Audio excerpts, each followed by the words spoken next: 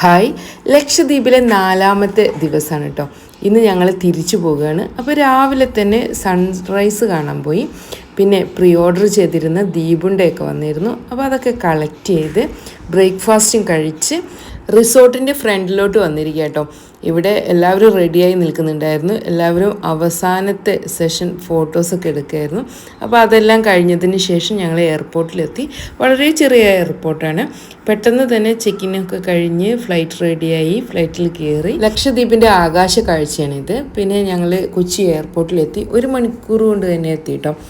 പിന്നെ ഫ്ലൈറ്റിൽ ഫുഡൊന്നും ഇല്ലാത്തത് കൊണ്ട് തന്നെ നല്ല വിശപ്പുണ്ടായിരുന്നു.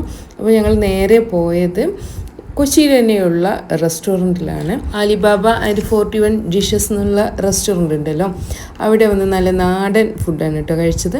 പിന്നെ ഞങ്ങളിനി നാട്ടിലോട്ട് തിരിച്ചു പോവുകയാണ്. വളരെയധികം സന്തോഷമുള്ള 4 ദിവസങ്ങളാട്ടോ കടന്നുപോയത്. കേട്ടറിഞ്ഞ് ലക്ഷദ്വീപിനെ കണ്ടറിയാൻ സാധിച്ചു.